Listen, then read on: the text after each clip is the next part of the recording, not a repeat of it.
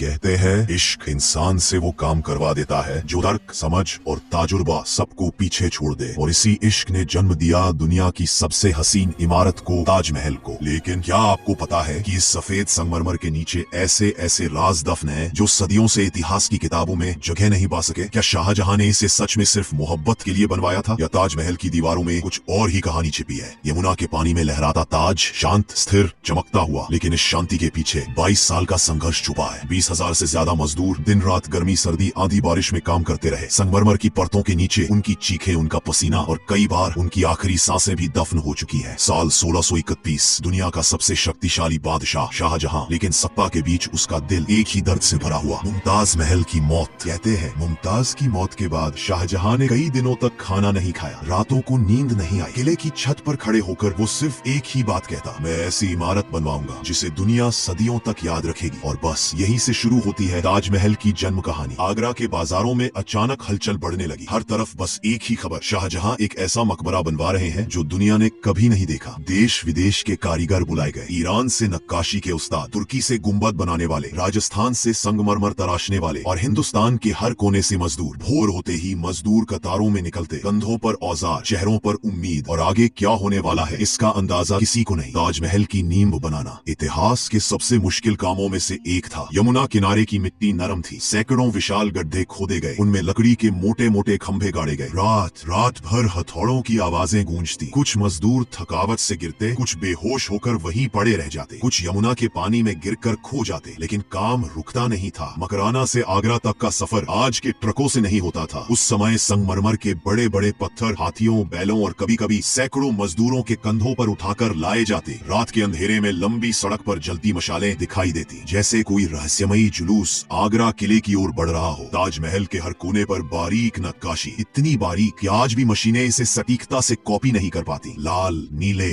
हरे, पीले, कई देशों से लाए गए कीमती पत्थर। हर पत्थर को कारीगर अपनी सांस रोककर जड़ता था। एक छोटी सी गलती हफ्तों का काम बर्बाद कर सकती थी। लेकिन इसी बीच मजदूरों के बीच एक अफवाह फैलने लगी, ताजमहल पूरा होने के बाद शाहजहां सभी मजदूरों के हाथ कटवा देंगे। ताजमहल की चारों मीनारें थोड़ी सी बाहर की ओर झुकी हुई है। क्यों? क्योंकि अगर भूकंप आए तो मीनारें ताजमहल पर नहीं, बाहर की तरफ गिरे। इसे कहते हैं सदियों आगे की सोच। ये इंजीनियरिंग का वो कमाल है जो आज भी विशेषज्ञों को चौंका देता है। ताज का विशाल गुंबद दूर से जितना खूबसूरत लगता है, उतना ही जानलेवा था उसका निर्माण। ऊंचाई इतनी कि कई मजदूर ऊपर चढ़ते हुए फिसल गए, उनकी चीखें बंद होती गई, पर काम चलते रहा। क्योंकि ताजमहल का सपना शाहजहां और उसके उस्तादों ने किसी भी कीमत पर छोड़ने वाला नहीं था। ताजमहल के नीचे एक गहरा ठंडा कमरा है, यही दफन है मुमताज, जिन्हें शाहजहां दुनिया के हर शोर से दूर शांति में सोता देखना चाहता था। ऊपर मौजूद खूबसूरत संगमरमर की कब्र सिर्फ एक प्रतीक है, असली कब्र तो उस अंधेरे में है जहां आज भी सिर्फ सन्नाटा रहता है। लगातार 22 साल बाद आखिर वो दिन आता है जब ताजमहल अपनी पूरी शान में खड़ा होता है। मजदूर दूर खड़े होकर उसे निहारते हैं, कुछ की आंखों में आंसू, कुछ के चेहरे पर थकान और कुछ के दिल में बस एक ही एहसास, हम इतिहास का हिस्सा बन गए। और सच में वो बन गए। आज हम ताजमहल को देखते हैं और कहते हैं वाह कितनी खूबसूरती है। लेकिन क्या हम जानते हैं कि इस खूबसूरती के हर इंच में हजारों लोगों की अधूरी जिंदगियां दफन है? उन हाथों की मेहनत, उन कंधों का दर्द, उन कारीगरों की सांसें जिन्होंने अपनी पूरी उम्र इस एक इमारत को सौंप दी। ताजमहल सिर्फ मोहब्बत की मिसाल नहीं, ये उन अनगिनत लोगों की अमर कहानी है जिन्होंने अपनी जिंदगी देकर इसे हमेशा हमेशा के लिए जिंदा कर दिया। तो ये था आज हमारा ताजमहल के निर्माण के ऊपर डॉक्यूमेंट्री वीडियो। आज हमने वीडियो में